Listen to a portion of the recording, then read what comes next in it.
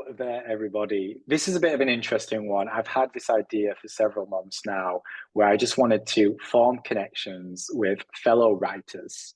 And today I'm happy to be joined by Rob Jolles, who is a writer. He is a writer of books, several of them. And today we're not going to promote our books. We're not going to talk about how we've gone about promoting our books. We're not even going to talk about the books themselves, but rather we're going to talk about writing. We're going to talk about the journey of the books. We're going to talk about the growth of being a writer. This is very conversational, and we hope that you'll find some value in it and get a bit of a peek into my life and into Rob's life. So Rob, first of all, thank you so much for joining me, because I know that this isn't the usual interview conversation type thing you've probably been invited to do before.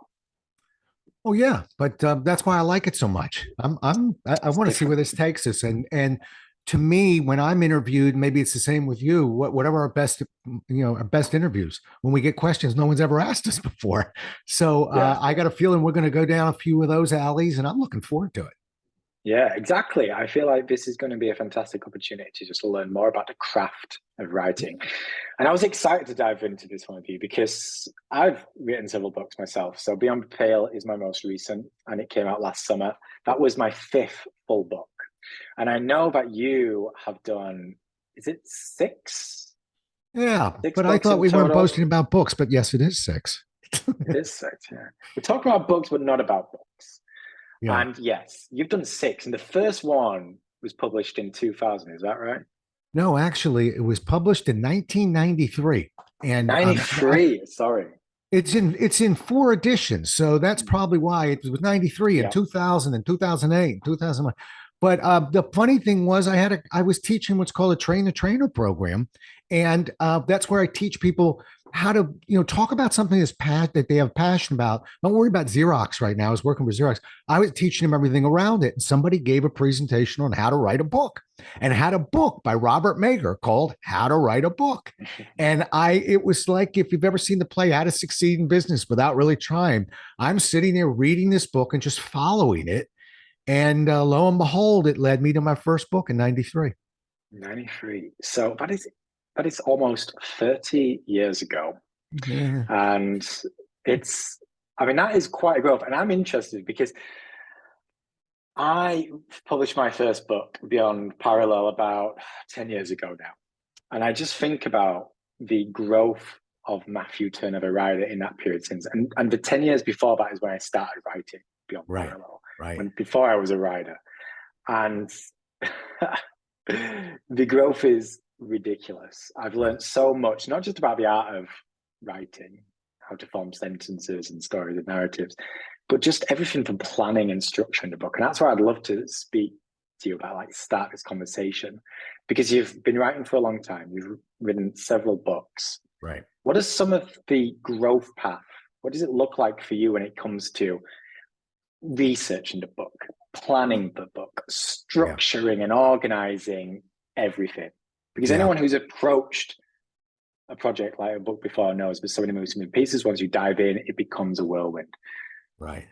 Yeah. What's it been like for you? Yeah, and I'm not a great example of this. I'll give you. I am, and I'm not. The not is the first two books I wrote were from programs I was teaching, and I had taught them over and over again.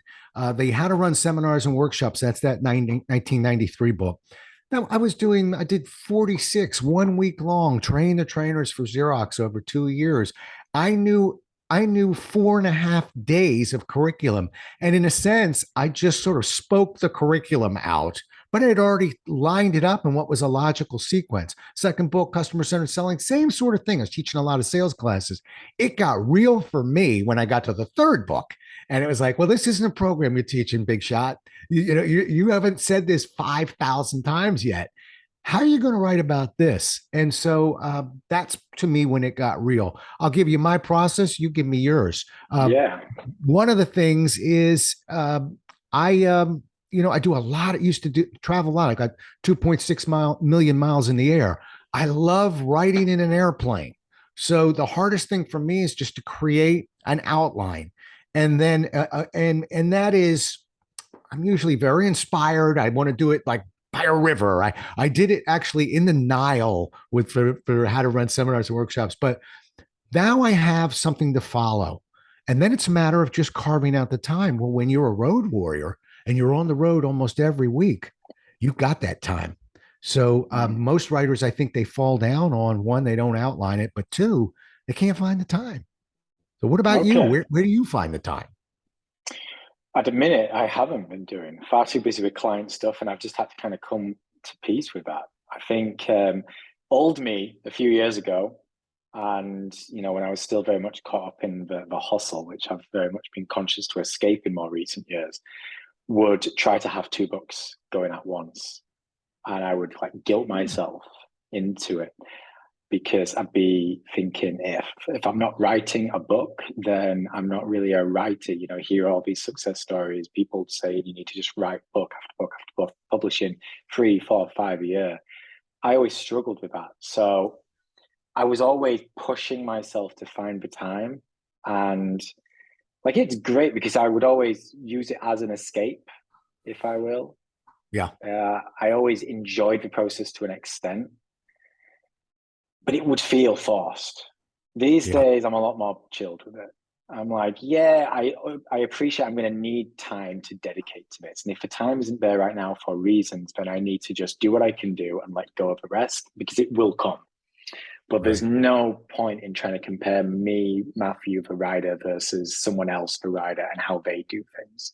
Right. So I personally, it's something I want to loop back to what you said about writing on the road, because I know a lot of writers who have to be in silence. They cannot write, at least not the first draft. Maybe when they get into the editing and the rewriting, they can.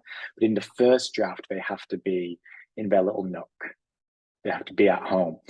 Me, I have to be out and about. I have to be in coffee shops. I like to be surrounded by people and the noise. It feels less serious. Whenever I'm writing at home in silence, I just go back to exams at school. Yeah. It Yeah. feels too much to me. It's too intense. If I'm out and about and there's life going around, I free. I feel more free. Is it a bit like that with you, or was that more of a forced thing, having to learn to write on planes and I imagine in diners and coffee shops and the like? Yeah, well, the pandemic sort of took out that writing for me. But Yeah, that was tough. I think everybody has their own style. But I actually, when I mentor authors, I have this. I don't know if it's a poem, but it's this series. I have them posted, and I don't have it memorized, but it's something along the line of thinking about writing is not writing, planning to write is not writing, researching to write is not writing. Writing is writing. So what I tell a lot of people that sort of you in a sense, but I tell people who are sort of waiting to be inspired, I'm waiting for that magic moment is, yeah, good luck with that. I wait to be inspired on the outline. I wait to be inspired on the decision to write a book, and usually it finds you. You don't have to go looking for it. Uh, Yeah.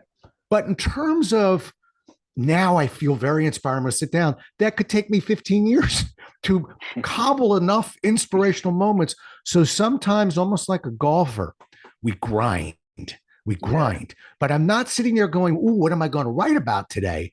I do have an outline, and I couldn't do two books at once. I do one, but I already know where I'm in my outline. So let's say we were writing about, well, let's say we were writing about the pandemic, and I've got it outlined, and I'm on a chapter now about technology changes, and I've listed 15, 18 things I want to talk about. I already know in the outline where I'm at. I'm actually right now at Zoom and its competitors. So what I love about really being in a spot is I don't have to write about it right then, but I'm nesting with it. I'm walking around. I'm going. I'm talking to friends, but thinking about it. I'm. It's in my head. So when I have my time to write, I know exactly the topic, and then I kind of trust my brain, my instincts, in terms of, okay, have a conversation about that now. But the key for me is I don't wait till I want to have that conversation. I have, just like working out. I'm a swimmer. I do some yoga, practice yoga. I do certain things. I don't wait to feel like swimming, or I probably wouldn't be in the water. Yeah, I you've got have to it push programmed, yourself. and that's when I'm going. I have writing programmed, and that's when I write. I like that. Paint a picture for me. What does the outline look like for you? Yeah. For me, and it's I still save my first one, although I've been having trouble finding it lately.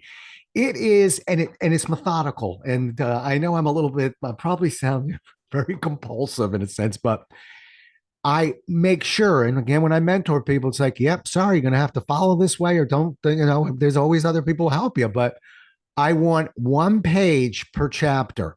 I don't just run a big outline together, because if I can Okay. visually, let's say our book's going to have between 8 to 12 chapters. I'm outlining each chapter, okay, and it's just bullet. I don't write paragraphs. I write, talk about the changes, talk about when you first became aware of these changes, talk about the other people and their changes. I'm oh, tell that story about. Oh, you love that poem. I'm just populating it with 8 words on each bullet. But what that visually helps me do by forcing myself to get one page per chapter is all of a sudden I can visually look at one chapter. It's got 18 bullets. The next page, I got 19 bullets. The next page, I got 4 bullets. Now, it's I not like that that. I have to grind that out, but what's that teaching us, right? It's telling me that might not be a chapter. Maybe that Yeah. is part of another, so I can visually see it. But you see what happens if I run that whole outline together? I don't get that visual look. You ever watch the show Monk? No, I never saw that one. Oh, it's No, very I cool. know of it, but yeah, I didn't see it. Yeah, watch it someday. It actually holds up. But he will walk in the room with his hands up and he's trying to visualize everything at once. When I can outline, and then sometimes, I have these, conference room where I'll put up each sheet of paper. I am walking in like a detective looking at the crime. My hands are up. I can see the whole book in front of me right now. And that helps. Now, I do Yeah, add to that outline. It doesn't mean, oh, sorry, you're done with the outline now, can't add. We want that to happen, right? sure. But at least I can visually see it. So that's what my outline looks like. That's interesting. I like it. You kind of create a one pager for each chapter. And as you Yeah. say, it's not set in stone. I think Yeah. that worries some people. I speak to certain writers at times, or people who want to be writers, want to do a book, and they get this very romanticized version of it. I feel like the best stuff is if I just write and just kind of make it up as I go along. I don't want an outline because then my creativity won't flow. And I'm like, no, no, no, no, no. Like just Right. because you create an outline doesn't mean it's going to be set in stone, doesn't mean that it's going to be exactly that. As you write the book, the story, the narrative, the flow will evolve. But as long as you've got an outline, you can make sure you're like a drunk person on the path. You're going to be Perfect. swaying still, but if you Yeah. don't have that outline, you're going to be a drunk person out banging some trees, tripping over into a boulder, just falling down a cliff edge, and you're going to be in trouble. So for Right. me, an outline just keeps you on the path. Right. You still Yeah. got to find your way along, and you'll still kind of go where you need to go, and it will change. But yeah, an outline just keeps you close. It keeps Yeah. you in the right ballpark. Yeah. Right. And there's one other key piece for me, and I'm curious whether you do this. I will not edit a manuscript while I'm working on it. Oh, Uh, really? I I will never. I am like a horse with blinders on, being led to the track. I can't see the right or left, only forward. Now, I'll tell you what. I've met 1,000 people. I'm not making that number up. I really think it's 1,000 people in my career. It happens to authors, particularly if you're a professional speaker, because people are coming up to the stage. 1,000 people who've told me I've always dreamt of writing a book. Well, let's keep it. Well, I've actually started. Oh, you have? Yeah, I've got a chapter done. Okay, when did you start? 11 years ago. Okay, because there's still pulling and adding and taking and subtracting and uh, listen. I don't care if you tell the same story 3 times. That's phase two. We'll go ahead and we'll edit it. But I love just turning it loose, just letting it go. And you said something really important, and I hope people hear that. And that is, not only do we add to the outline as we go, I'm praying that I add to the outline as I go. I think the Oh, most yeah. beautiful parts, not just of a book, a blog, anything that you've ever, just an article, think about where you started, and when you finish, you go, look what I found. Look what I found. Mm. Can't find it until we actually put our fingers on the keyboard and start with that outline. But I wanted to go, oh, oh, oh. I, I love that. That's the proudest parts of my books are the parts that I discovered while I was writing the book. And that goes Yeah. for those classes that I was teaching over and over and over again. Something a little bit different when you stop and put it down on paper. Yeah, I mean, it's very important for me because I often write to like better understand. That's one of the things which motivates me to write. So I know that I'm going to go into the outline with only a fraction of what I need to know. I will start to discover what I need to as I begin to flesh it out and write. Yeah. So the outline will evolve, like it will grow, it will subtract in other areas. I mean, to answer your question earlier, for me, it starts a bit like you. I don't do one page to each chapter, but I do a bit of a nice outline and I really allow it to marinate for quite a long time and to just kind of add to it. And then I like to actually get it on the wall behind me now. So Yeah. what I do is I'll get post-it notes and different colors. So I'll have like the top level. So I cut the book into stages. It might be as simple as beginning, middle, and end. There might be Yeah. more stages to it. And then a level down, maybe the chapters, and then a level down the scenes.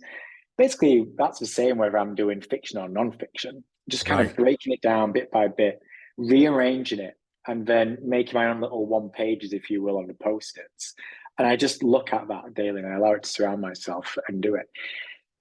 All right. I I got a do question for you I want to fire. once I start Yeah. writing, I Yeah. do edit during the first, but only very specifically. Yeah. I know, right? Well, that's why there's But what two I of do us is here. it's those sections at the top. Yeah. So if it's beginning, middle, of an end, or if I split it up into like maybe 5 or 6 stages, I will write until I get to the end of that stage, and then I will go back and give it an edit just to make sure that I am still on the right track. I, like being very curious and questionable about, okay, like is the outline still relevant? Have I stuck to the outline? If yes, good. If not, why? You know, was it for the right reasons or wrong reasons? And then I move on to the next section. Then once I complete that section, whether it's 2, 3, 4 chapters, I go back to the beginning of that and edit that. So I kind of approach the book and I like write it in the first draft and do a mini edit in sections. And then once I get to an end, that's like when the rewrites do. So I don't do a lot like a heavy edit. I'm not bothered about grammar, for instance, but I'm just trying to make sure there's continuity. I'm trying to make sure that I'm ticking the boxes I want to, because I lose myself otherwise. Before I Right. know it, I'm, you know, 3/4 of the way through the book and I've completely forgotten what was once a really important thread. And it Yeah. wasn't for any other reason than I just forgot. So yeah, that's how I approach it. Yeah. And I've got some other questions for you, but for people who are listening right now, I have to tell you the reason why we're hunkering down right here is because this is where everybody gets stopped in a sense, and so with an outline, whether you do it, my way or your way, just sketching it out, what that does is it gives us confidence to continue. Yes. uh, you know, Yeah. but I want to stay on that because Mike, I had a question I want to ask you, which is, I don't know. I hear the numbers might be 13 million books, whatever it is. There's so many books out there. So, did you ever let that voice stop you from writing? Apparently not. But how did you deal with the voice that went, "Why you? Who are you?" Almost the imposter syndrome of there's 13 million. What makes you so special? Yeah, I mean, I go through that all the time. The one thing in common for I approach every book I've written so far, so maybe it'll change in the future, but every book that I've written so far, all 5 of them, they've all started off from a very selfish place. I've felt the need to write them. One, it's a book that I just want to write because I feel like I need to get it out of my head. But as I mentioned earlier, I write to learn. If I've got a question, so one of the big ones for Beyond the Pale was this notion of hustle culture. And it was during the lead up to the birth of my daughter, and I wanted to better understand my relationship with what success meant and the purpose and the journey that I was on, had been on, and was going on. And for me, I struggle to just sit on that and journal and meditate, but writing, interviewing other people, allowing those ideas and those questions to marinate over many weeks and months, writing it down. going back and rewriting it, editing it, and reading it again and again and again. At the end of the process, I might not have all the answers, but I better appreciate what I need to. I feel like I've grown. I feel like I understand that curiosity or that question or that fear or the worry. So every single book I've written has always had that in common, where I've needed to write it for me. And then I've just hoped that it would help some other people too. And then you obviously publish it and it all becomes about promotion and marketing, which is a complete other thing. Then the imposter syndrome really kicks in. But during the writing, not so much, because especially in those first couple of drafts, it's just me and my therapy. Yeah. It's when it becomes close to launch when, those self-doubts and insecurities and imposter syndrome, they kick in. But I think that's pretty normal for just about every. Wow. Can I tell you, I think what probably, I don't know whether it scarred me, but it moved me to let it go, let it be. Don't keep going. I was an actor in my 20s, not a big time actor, dinner theaters and things like that. Met my wife in a show, but I had some good directors. And, I remember one director in particular, I was learning this part and I got it pretty well. And then, I did it so many times. I went up to him and I said, I think I have a better way of delivering this line. And he said, yeah, I'm sure you do, because you've been saying the line so many times that you're bored with the line. So it's almost like fool's gold. I'm sure whatever you've got is better until you say it 50 times, then you're going to want another one. So I learned to sort of trust what was coming out, and I was directed that way. So as a writer, what concerns me is just, the yin and the yang of this conversation is, am I rewriting because I got something wrong? Probably not. Am I rewriting because it looks tired a little bit what I wrote there, and I've got a new shiny penny that I found that's going to explain that better? That's what concerns me. Normally, if I'm in the moment, I trust what I've written. Now, like I said, we'll go back and edit, but I don't want it to slow me down. I think I'm going to continue, and that's what I see with other people, continue to kind of rehash, but it's the actor in me that's trying to trust what I have said through my fingers, in a sense, and not confuse that with being tired of what I said. Yeah, I like that. And I think it's important. You need to trust in the process. And I think we can get too caught up in our head at times in writing, and that's in all the stages, whether it's planning, the research, or the writing, or the editing. We start to worry that what we're saying is redundant, maybe, right, or not on point, because it just seems obvious to us. But then we forget that the person reading it, this may be the awakening that they need. This might be the first time they've come across this concept. This might be exactly what they need right now.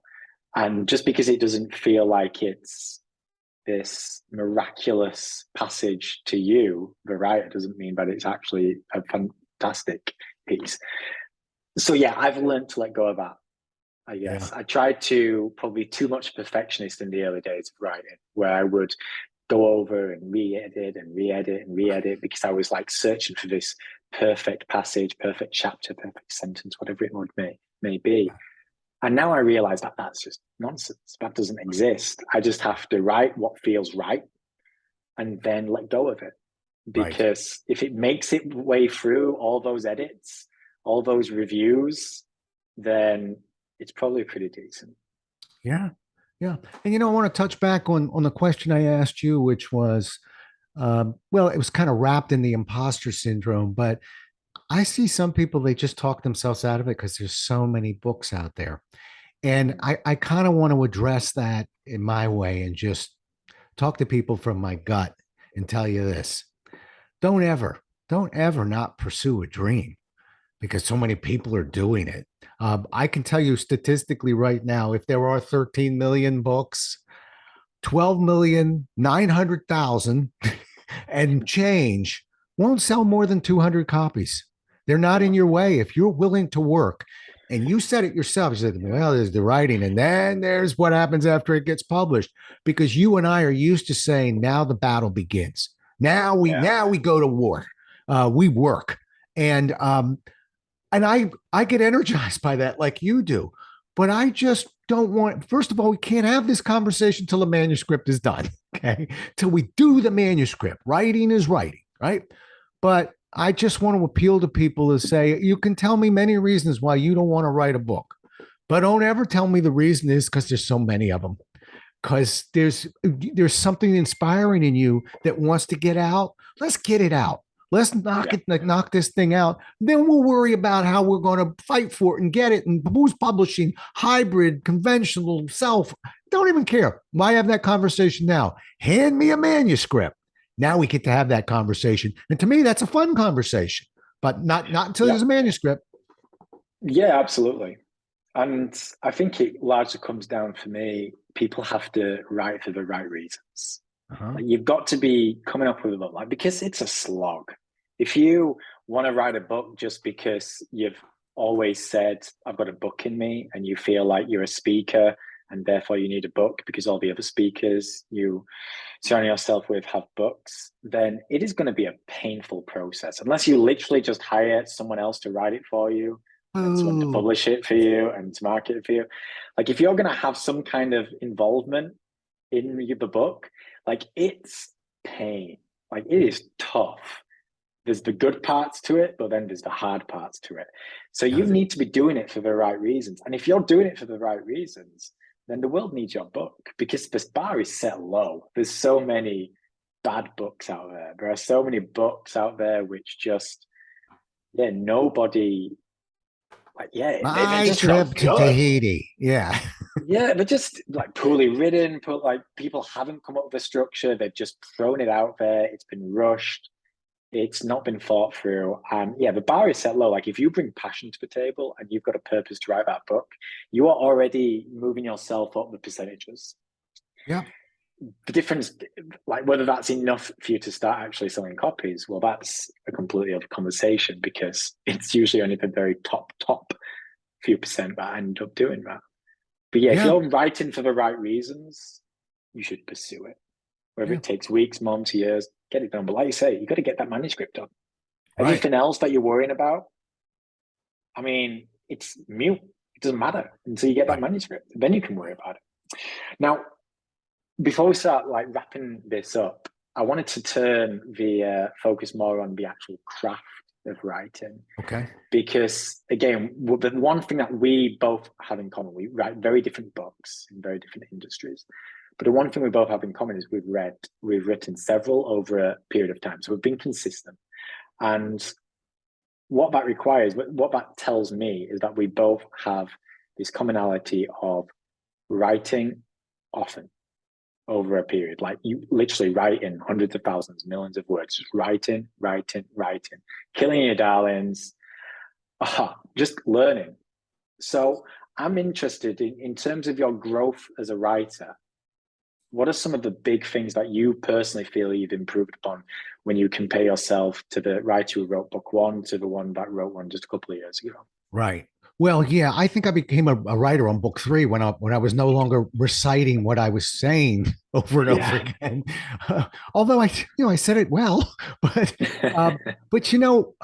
for me, believe it or not, it's not the books as much as I think of myself like a boxer. And, there's the big fights. Maybe we'll call that the books. Okay. Those are the big money fights. But the sparring sessions, the ring work that a boxer puts in, those for me are called blarticles. I actually trademarked that term, a blog article. I have for close to 14 years now, every other Friday morning, 7:30 a.m. Eastern Standard Time, between 500 and 700 words comes out, which now I do it every 2 weeks because I don't want to just manufacture words.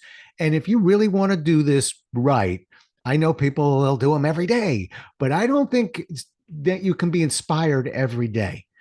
But that lets me hit the heavy bag. That keeps me working out, keeps me using words, trusting my voice, trusting my thoughts. It is. And I tell this to people who actually have stage fright as speakers. One of the greatest things that we have frequently is our track record. What usually happens when you get in front of that group? Oh, yeah, they kind of like me. Let's make that our thought process.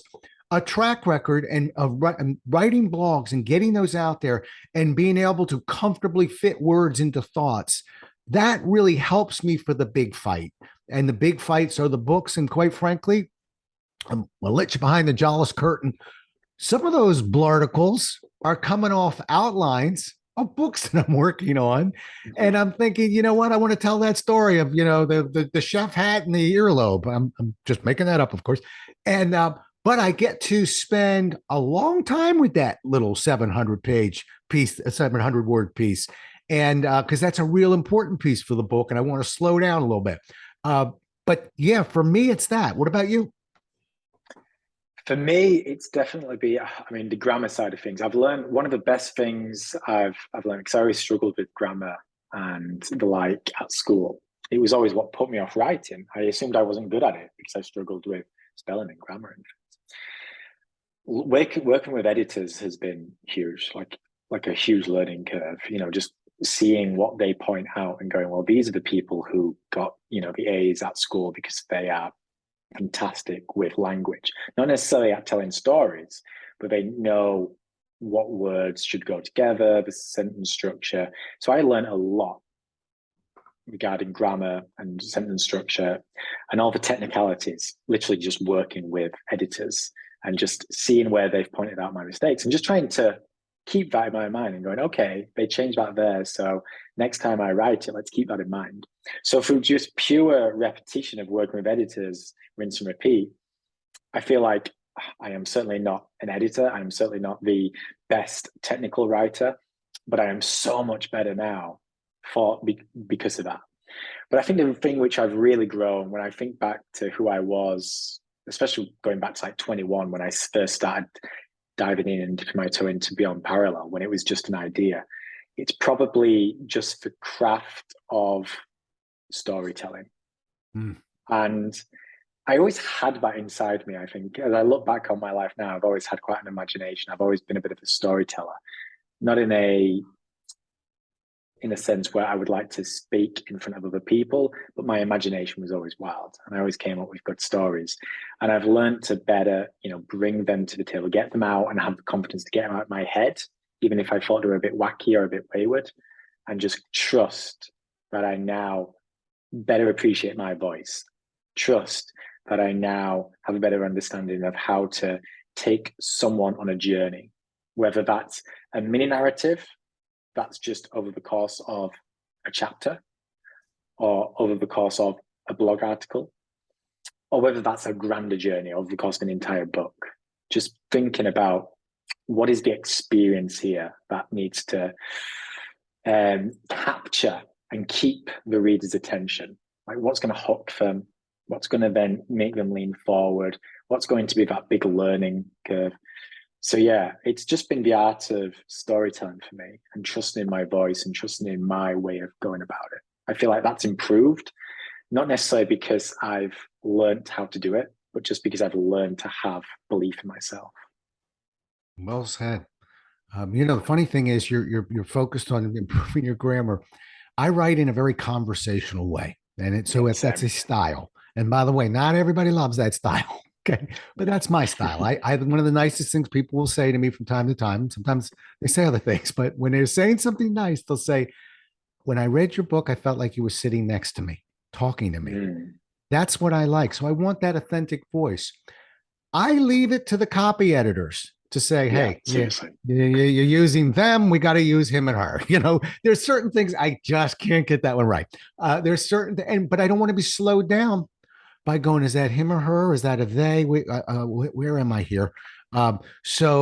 Again, blinders on, tell your story in your own way, in your own voice, paint your own picture with your own colors and palette.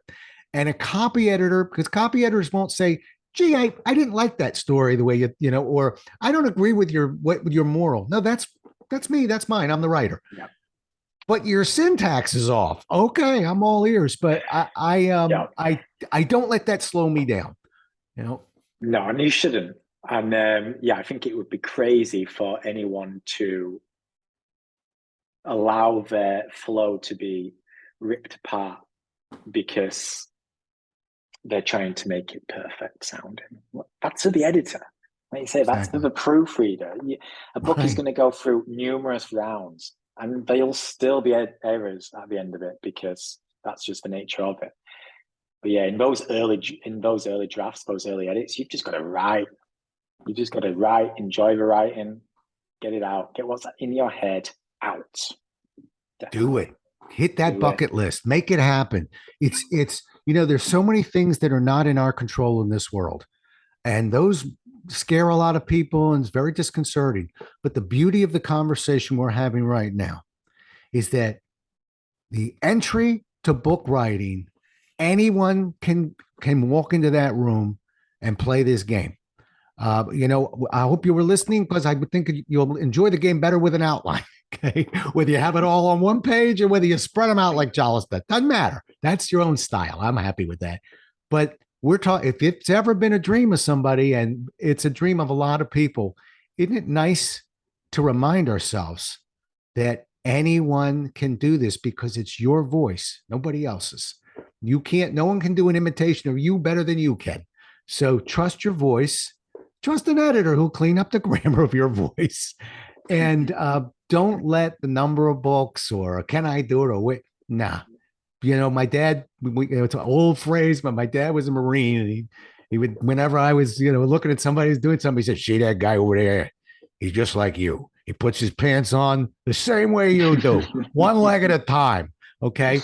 Not sure he Yeah. quite spoke that way, but in any case, it sort of stuck with me. I still think, and for anyone listening, the two of us put our pants on one leg at a time too, and it's a grind some days. We have a little bit of a process moves that we make, and you just heard them. So, what's your excuse now? Yeah, absolutely. Got to do it. Got to get it done.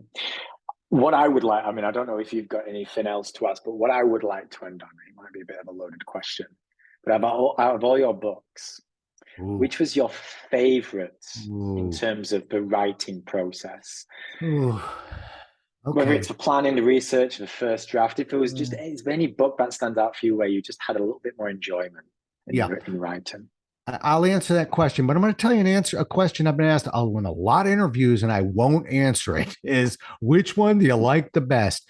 Books, Yeah. when you write them, are like your children, Uh-huh. and some children, kids do different things, but we love our children. I Love don't them the care same. whether Yeah. they got pimples or not. Okay. They're our children. But you asked the Yeah. question in terms of writing process. So that one Yeah. That's why. almost scared me Absolutely. off there. So Yeah. I'm going to tell you, it's the book called How to Change Minds, The Art of Influence Without Manipulation, because I've been teaching sales and persuasion for so many years. And I was so tired of people saying, well, I'm not a salesperson. Okay. And of course, we all go, well, everybody's a salesperson. And people go, well, nah, I just don't like salespeople. And so, and this is how a book finds you, through an email from somebody I had coached who landed a very big contract. But as she said, I felt kind of mean because she was asking tougher questions. A light went on. I said, I've spent 25 years in this profession telling people how to sell. I never told them why. And it was like this. All of a sudden, I went and just went after it. And believe me, I had Simon and Schuster after me for years, going, "When's the next sales book coming out?" And I kept looking at him, going, "I haven't changed my mind. What do you want?" I don't have another sales book. But that was a really sweet moment and a time where it was just so clear that I do have something to say, and it just felt wonderful. And I love the book because there's no dollar signs on there. There's nothing about I'm going to make you more money. It's really more of the moral implications of how beautiful it is to have the skills of persuasion or influence to help people fix small problems before they become big problems. Doctors heal, lawyers help us interpret the law. That allowed me to remind people that salespeople have a very important role in this world, and that is they help us past our fear of change. I loved that journey, and so that one was just really fun to write. How about Which you? book number? Which book number was that for One, you? two, three, maybe. I think that was number five. Number Uh, five. yeah, yeah, something like that.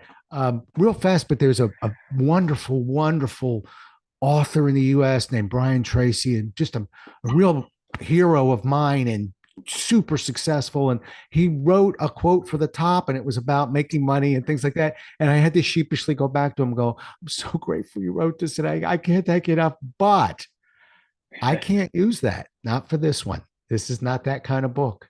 I need to talk about, how kind it is when we have the ability to help somebody through um, some darker periods using the skills that we use. And he was, as I expected, incredibly kind and said, okay, I got you. And then retooled. But it's tough to go back to your mentor and go, wonderful quote, can't Yeah, use it. indeed it is. Yeah, nice. And for me, it's probably my Yeah. second novel, Tick to the Top. And I just, yeah, it was a period it was a lot of fun to write. It was around about the time when, well, it was the time when my son was born. So it kind of overlapped that period when I was going to be a father and then I was a new father. I was certainly thinking about life in a completely different way. I was like in a completely different frame of everything because I was just contemplating everything and just Right. like no one before. And yeah, it was a very tough subject matter. And it was, again, based on this idea of mortality. So that was, again, my curiosity. And it's like, okay, I felt more mortal than ever because I was soon going to have a son. And yeah, it just forced me to go deep into some really tough areas, but in a very easygoing, kind of informal way. And I just had a lot of fun with that book. I Yeah. incorporated a lot of music, I incorporated a lot of travel. And Sounds yeah, it was a good. very fascinating. And I fell in love with a couple of the characters, so much so that um, one of the characters in Tick to the Talk is in the latest one as well. So I really wanted to like revisit Will's character at some point because I just fell in love with the process of writing that one. So yeah, for me, Tick to the Talk. Yeah. Like you, not my favorite book. They're all favorites, but in terms of the writing process and the entire experience, yeah, I'd say that. Yeah. Yeah. Well, and that's what I mean. So sometimes you'll know the answer to that question if you have multiple books when you think it was effortless in a sense. Yeah, And it took us on that journey where, okay, I know what this book's about. And then all of a sudden, what was it? Robert Louis Stevenson, I think, said, the most beautiful adventures are the ones we don't seek. And I'm not yeah. doing that quote right, by the way, but I'm in the ballpark. That's an editor will clean that up. Yeah, But those kind of books where you were in this very inspired way, and yet I'm sure you took it, you were inspired, and then it went even greater. It's the same sort of for me of, oh, I know what this is, and it's going to be really good. And then I went, oh, look what I found. Here we go. And those are the yeah, ones, but they're not all that way. And I love all my children the same, all my books the same. indeed. We have to. We have Yeah, to. I mean, this has been a blast. I've really enjoyed it, and me I too. feel like I've learned a great deal about you and your process. I personally find it fascinating because you mentioned it earlier. As writers, we all have our own individual and unique processes.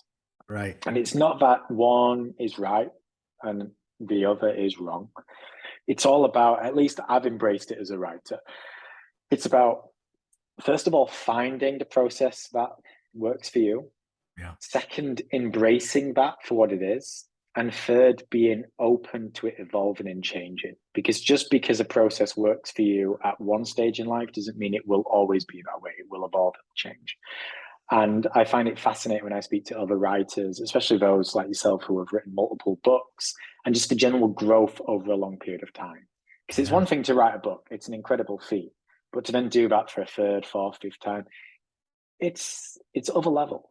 You learn Yeah. so much about yourself. You learn so much about sort of your industry and the type of person you serve. It's utterly fascinating. And for Yeah. me, I'm always going to find the process and the experience fascinating. So thanks so much for indulging me and giving me a Enjoyed peek it. into life. I enjoyed it. And, in terms of multiple books, they say somebody told me once when you write a book, you're an author. When you write more than one book, you're a writer. Yeah. They told me that when I completed the second one, thank goodness. I would be like, wait a minute, you're a There we killjoy. go. But yeah. So we're listening to two writers here. Indeed. That's right. Yeah, indeed. We are. Um, so anyone listening to this, like, where's the best place for them to, peek into Rob's world some more? Is there a particular site that you'd like to Yeah, share? yeah. Go to JOLLES.com and you'll find articles, 369 of them. You'll also find podcasts, and you're on one of them. And I really enjoy I that's how we am. met. Yeah. Indeed. So you can hear us talk on a podcast, although this time we're not talking about the writing process. No, But when I that's how you and I met, and we became friends, and I thoroughly enjoyed that conversation, and I enjoyed this one too. indeed. Yep, same here. And anyone who wants to dive into my world, just check out beyondbook.co. So that's beyondbook.co. Has linked to the latest book, Beyond the Pale, but also all my socials and things. So if you have any questions, like, reach out. And yeah, I'm just going to end it like that because this has been fascinating. It's been fun.